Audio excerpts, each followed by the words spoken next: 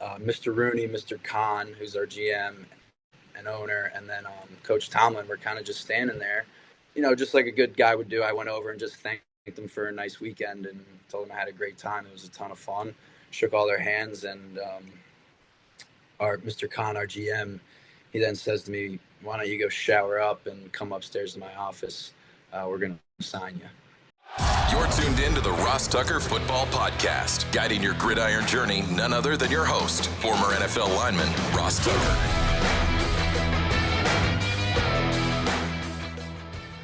Oh, yeah, it is. But it's not just any Ross Tucker Football Podcast. It is a teaching tutorial Thursday, our third and final fresh episode of the week. Remember, we're daily during the season, 3 times a week in the off season. However, you can always check out the Even Money podcast, which we're going to put this week's episode on this feed because it was so good with Warren Sharp going over the NFL scheduling, equality, inequality, whatever you want to call it. Going to put that on this feed over the next couple days or so. We have to get to all the news out of the NFL owners meetings, including the passing of an owner. We'll get to that a little bit later. We're going to start, though, with, speaking of teaching a tutorial, we've never had someone on to talk about what it's like being a tryout player at a rookie minicamp, let alone a tryout player that gets signed. My guy, Max Hurleman from Wyomissing, Pennsylvania, getting signed by the Steelers. Max will join us now. Heck, you know what? Max will join us right now. It's Big Show time. The Big Show. Man, I am excited for this one for so many different reasons. We'll probably get into it a little bit later, but I've known him and known of him for a very, very long time.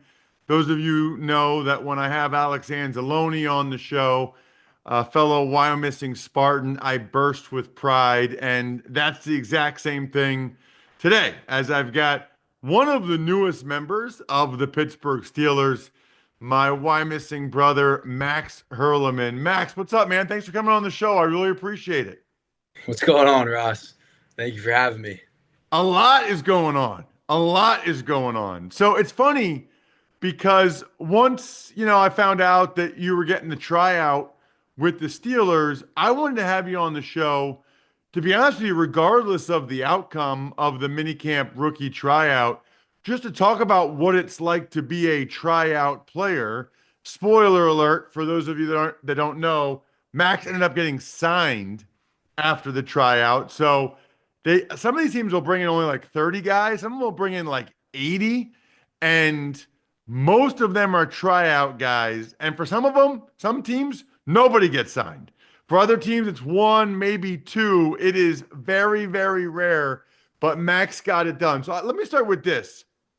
Max, walk us through what it's like, being a mini camp tryout guy. So I guess we got to start with how you kind of got the opportunity in the first place. I'm assuming they saw you at your pro day, or walk us through how you got the opportunity in the first place. Yeah. Obviously, ideally, you'd love to be a draft pick or even then an undrafted free agent. But at that point, you're just super thankful to even have an opportunity, right? And that's kind of how I felt going into it. But yeah, the Steelers, a lot of the staff was at the Notre Dame Pro Day. Tomlin, Arthur Smith, a bunch of guys. I know a lot of their front office guys were there, and I thought I did a good job, and I heard some whispers that they liked what they saw, and they thought I did a good enough job to at least land an opportunity to try out. And so they extended that invitation, and I took it and ran with it. All right. So they reach out to you at some point after the draft and say, hey, we're not signing you, but if you want to come to the tryout, here's how it works. So who did you talk to, or who did your agent talk to? What did they kind of, offer you? Obviously, it's just an opportunity.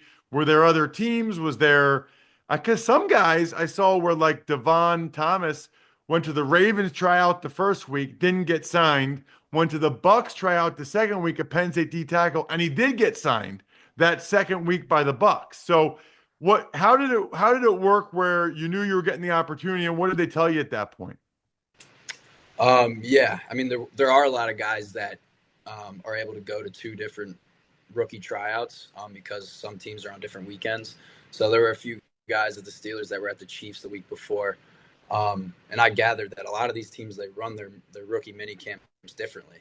Like you said earlier, a ton of teams will bring in 90-some guys, and the reps can range from having a 1-day rookie mini camp to a 3-day rookie mini camp. But really, the Steelers was the only one that were looking to give me an opportunity. And I'm just super thankful that happened. Okay, so one of the craziest things about you is you started multiple years as a running back at Colgate. Then you started at wide receiver at Colgate, Patriot League Special Teams Player of the Year. Then you grad transferred to Notre Dame. Last year, you're their punt returner, but you played corner. Like, I watched your video, and you're making tackles against Navy and in these games as a corner. So how did you even know what position you were going to play for the Steelers? Like, what did they say to you in terms of position? You know what? I wasn't sure. I showed up on the first day, and Coach Tomlin comes up to me, and he says, "We're going to start you out at running back. Is that all right with you?" And obviously, I say yes. But I hint at the fact that, hey, I can do other things as well. So as the weekend progresses, with this mini camp stuff, the summer's coming around, it's getting hot. So guys kind of go down here and there. I ended up playing mostly running back this past week, or at the rookie mini camp. But I took snaps at receiver as well. And I even ended up doing a little deep defensive back indie, doing some backpedal stuff.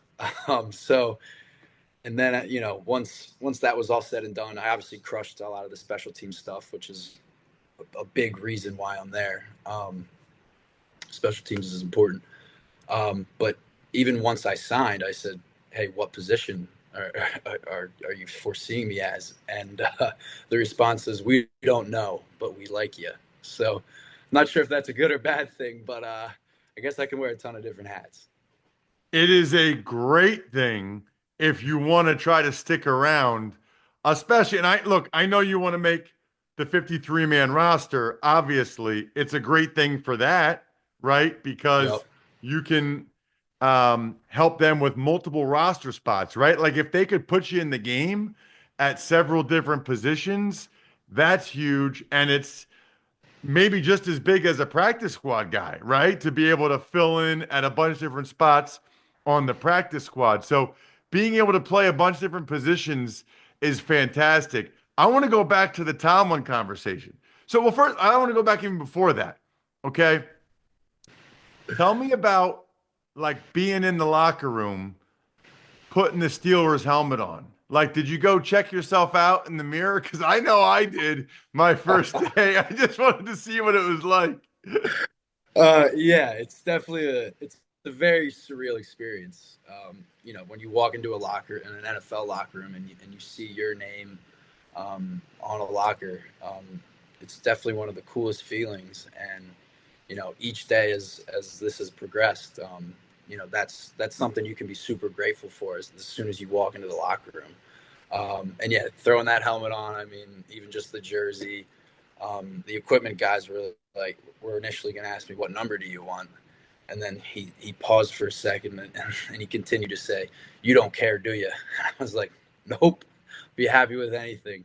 And yeah, so I'm just so grateful and thankful that, to even have an opportunity. And like you said, just to represent any NFL organization, let alone Pittsburgh, is pretty special. All right. So so you go out there for the first day, Yeah. and you went out on the field and you didn't know what position you were playing? No, this was a conversation that happened on check-in day. He came in and said to me, "We're going to have you play running back. I hope that's all right." And I had an inkling that running back would be the spot coming in, just because Why is that? my agent had got a message that said probably running back, but there was never a definite answer. And I had other conversations with some front office guys, even asking me what I think my home position is. So there's definitely some gray area there, but like you said, it's a good thing. It's a wonderful thing. And so, what was it like though to just like you had never met Tomlin before? Like he comes up to you and just like we're gonna put you at running back. Like you've been watching him on TV coaching the Yeah. Steelers since you were like 5, I think, right? Like he's been the Steelers head coach the whole Yeah. time you can remember, I would guess. What was just like that part of it like? It was a very cool moment. And, it speaks a lot to the type of head coach and just man that he is. To even, know he knew every single tryout player's name. He knew their story. And I just think that speaks volumes. I imagine that a lot of different rookie mini camps are run in different ways. Like if you have 90 tryout guys, as a head coach, really going to know who's there? At that point, are they just bringing bodies in? And so that was a really good feeling. He knew who I was, and I think he does a really good job of, yes, like you said, you see him on TV, and he is a very accomplished football career at this point as a head coach. But he does a very good job of kind of letting that barrier down, and you can have real conversations with him, which I was very surprised about. Even just that first interaction, he was like, he wasn't on my level, but in the social environment that we were in, I felt very comfortable, which was awesome. That is so cool. Yeah. All right, so you're out there at running back, and then like they put you at receiver. I mean, obviously they signed you, so it went well, I guess. Yeah. I can give you the quick Spark Notes rundown of how the different position things developed. Um, but yeah, the first day I get there, I'm playing running back, and we go through running back individual drills, and then we go to routes on air, and they had all the running backs run routes on air with the receivers. So I'm like, yes, here's an opportunity to show that I can run routes and catch the ball as a receiver, even though they had me doing running back. And, I did a good job. And we start team and 7-on-7. And the first play, one of the receivers starts having, full body cramps. And because of what I had shown earlier in the individual routes on air session, the entire rest of the practice, I didn't know the plays, mind you, but the receiver coach basically stood by my hip, broke out of the huddle with me. He's like, come on, line up here. You got this route, this route. And the entire day, that's what we did. And it was chaotic, but it was kind of awesome. And then I did a good job. And that night, I was then tasked with teaching myself receiver. So I had to get back into the playbook and learn 2 positions in less than 48 hours. And the rookie mini camp installs aren't that big. So it wasn't too bad, but, it was still an extra thing I had to do and study and learn. And so the next day I show up, I'm scripted to run both running back and receiver. Still in the running back room, but I did a little bit of both. And then the third day, Tomlin comes up to me and he says, hey, Max, there's going to be 2 jerseys in your locker tomorrow. Make sure you bring them both out. I want to see you backpedal. And so the third day I did DB individual drills, just some box drills and reaction, backpedaling, brake coming out of your brakes. And I think I did well with that. And and then the entire weekend I was catching punts and doing special team stuff. But it was really cool to do a lot of different things. And on that last day doing defensive back drills, I could feel a lot of eyes on me, and I felt like that was the make or break moment. I guess I did a good job. So it all worked out, but it was kind of a chaotic weekend. I did a little bit of everything. So it's so good that you play corner at Notre Dame because you had just spent a lot of time doing those drills and backpedaling at a school that was in the national championship game.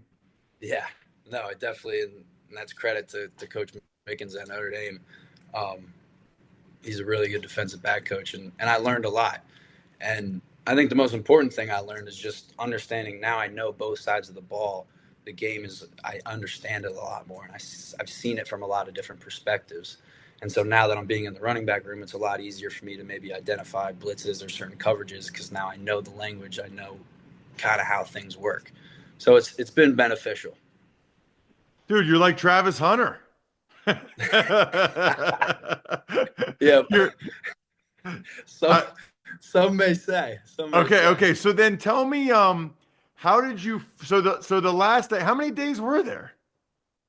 There were 3 days. Okay, so the first day, running back and second then day. receiver. Yep. Second day, receiver. Third day, DB. First day was supposed to be running back. Became mostly receiver. Second day was receiver and running back. Third day was DB individual drills, but at running back during 7-on-7 and team plays. Okay, so then when did you find out, and how did you find out that you were getting signed, that you were one of the guys getting signed? Like I said, I had an inkling that I was catching some momentum. But after, we took the group photo at the end of minicamp, and I kind of hung around afterwards, and Mr. Rooney, Mr. Khan, who's our GM and owner, and then Coach Tomlin were kind of just standing there. And, I kind of hang around after practice because I thought, there's a chance. I had a chance. And, just like a good guy would do, I went over and just thanked them for a nice weekend and told them I had a great time. It was a ton of fun. Shook all their hands. And our Mr. Khan, our GM, he then says to me, why don't you go shower up and come upstairs to my office? We're going to sign you. And so that was a really cool moment. I for a second, I didn't believe the words coming out of his mouth, but it was pretty special. So you nice had Mother's the Day inkling touch. because you had the inkling because they were moving you around in different positions, and or Tomlin's talking to you, and or you could see people were watching you. Correct. Yeah, it was slowly getting more attention. People were talking to me a little bit more.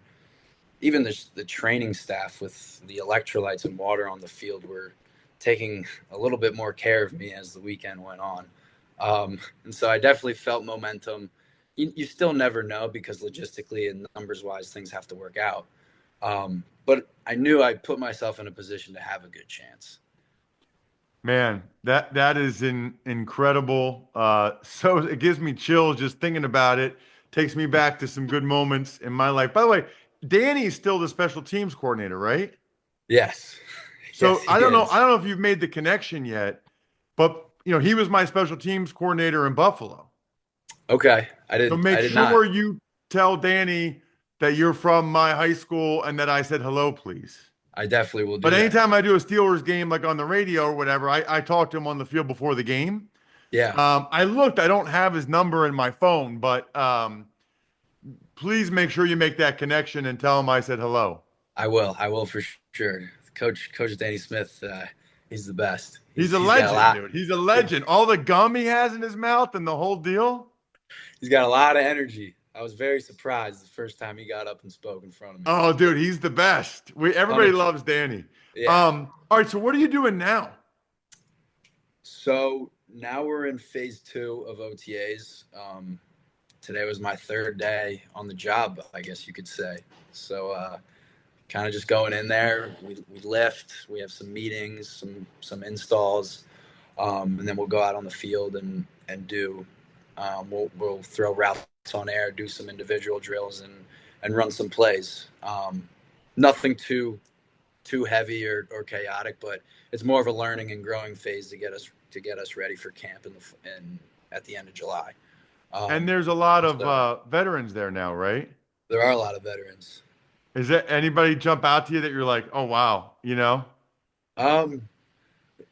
Definitely are some cool guys in that locker room. Ben Skoranek, he's a Notre Dame guy. Yeah. So he's kind of taking care of me already. Calvin Austin III, the slot receiver, he's super cool. Him and I had a long chat today. He's already looking to help me out any way he can. So it's really cool once you get in that locker room. You see all these guys and these who you've only seen on TV and you look at as celebrities. But once you get in the building and you get in the locker room and you kind of remove the label from all of that stuff, it's just a bunch of really good, cool dudes. And I'm super excited. I'm excited. I hope it's going to be a great year. And what do they have? What position do they have yet in these phases? So right now I'm at running back. That's the position room I go in. That's who I do individual drills with. However, when we go out on the field, when we do routes on AR, sometimes I'll hop in the receiver line. I'll go back and forth. But for now, I'm at running back with my own personal expectation that I will know the playbook at both running back and receiver. So that's kind of how I'm going to spend my evenings. Love it. You got to check him out on social media at Max Hurleman. Follow the story. The pride of Wyomissing, Pennsylvania right now. And it's certainly something that makes me very happy to see. Obviously, we are all rooting for you. It's a terrific story. I mean, honestly, man, even just going from Colgate and walking on at Notre Dame and what you did last year was really, really fun to see. We could do a whole other show on that part of it, but we mainly talk pro football here, and I wanted people to see and feel what it was like to be a tryout guy. You did an awesome job, Max. Thank you so much for coming on the show. I really appreciate it. Thank you so much, Rosh. I had a lot of fun, and hope to see you down the shore at some point. Had an absolutely amazing time up in Maine this past weekend. You know when else you have an amazing time? Anytime you're drinking Smirnoff, especially with the way they do game days. I'm telling you, football is a we thing, right? You want to be good drinks, good fans, good friends, together. That's what Smirnoff's all about. It's the perfect vodka for crafting delicious cocktails, easy to make, versatile for any and all fans over 21. Grab a bottle of Smirnoff at your local retailer and head to Smirnoff.com to find recipes of delicious cocktails perfect for game day. Please drink responsibly. Smirnoff number 21 vodka, distilled from grain, 40% alcohol by volume. The Smirnoff Company, New York to New York. Please not share with anyone under legal drinking age. Tuck's Takes. All right, Ross, we're going to start with some bad news. Colts owner Jim Irsay, he passed away at the age of 65 years old. 65 seems especially young to me these days, right? My father-in-law is 77, my mom's 76. Heck, I'm 46. 65, I think I used to, when I was little, think 65 was old. Now I don't think of 65 as being old at all. Never met Mr. Irsay, to my knowledge, but I had heard some tremendous stories about how gregarious he was, how much he cared for others, and how generous he was. I know McAfee has highlighted that a bunch of times. And some notes from the owners' meeting, starting with the tush push. It survives as 10 owners voted down the proposal. Two thoughts on the tush push.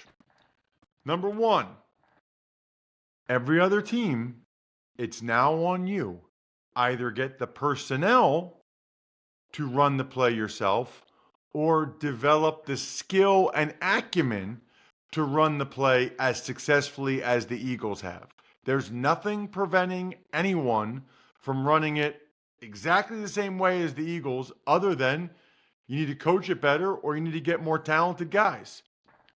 Secondly, I guess 22 teams can't use it anymore, right? I mean, 22 teams can't run it because they voted to ban it for player safety. I guess from a player safety perspective, they can't run it, right? They don't want their players to get hurt. They're very concerned about the safety of the play. So I would assume those 22 teams that voted against it will not use the tush push in any way, shape, or form. The Lions, they withdrew their playoff reseeding proposal due to a lack of support.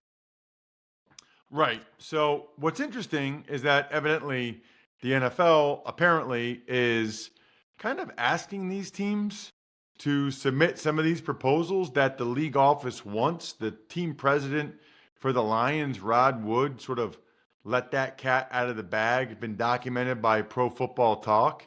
So once they realized they didn't have the votes, or I guess in this case, nearly enough votes, they decided to withdraw it. Listen, that was a bad idea. I mean, they might come back with it, but the schedule is not equitable because of the rotational nature of what division each other division plays. It's equitable enough within divisions, But if you start having people playing the AFC South, NFC South against people playing the NFC North and AFC North, that doesn't make sense to compare their records straight up. So not a fan of that proposal at all.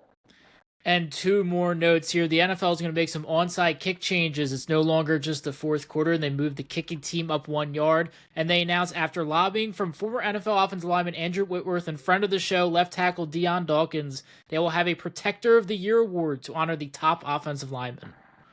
Well, no doubt, love the idea of having a Protector of the Year award. It sounds like they might have a group award as well from Whitworth. And the onside kick change, you got to be able to do it whenever you want it. You have to announce it anyway. I don't know what moving up a yard will do. Maybe it will do a little bit. The only other thing I noticed, Jack, from yesterday was that the Hard Knocks teams are out. So it'll be the Buffalo Bills during training camp. Yes, I will be watching that. My favorite team I ever played for. And then the NFC East during the season, which I think all four of those teams are fascinating for very different reasons. So looking forward to both of those Hard Knocks. I also want to announce some winners. Brian Murphy, saw your comment on TikTok, at Ross Tucker NFL. You're a winner. Darius Pippins, use the code Ross to buy Warren Sharp's book from the Even Money podcast. You're a winner. And the YouTube shout out, Kenny 49ers, said happy anniversary on youtube.com/Ross Tucker NFL. Other than that, I think we're done here. Thanks for tuning in to the Ross Tucker Football Podcast. Make sure to also check out Even Money, Fantasy Feast, and College Draft, all on the DraftKings Network on Samsung TV Plus, YouTube, or subscribe to the podcast on your favorite platform. Shout out myfrontpagestory.com. Father's Day will be here soon. Just give a hint or just tell some of the people in your life, I would love a story from myfrontpagestory.com, or better yet, get it for your dad or get it for your grandfather for Father's Day or an anniversary like I had yesterday. Myfrontpagestory.com, backofficescheduler.com, humanheadnyc.com, Sporticulture, Pizza Boy Brewing.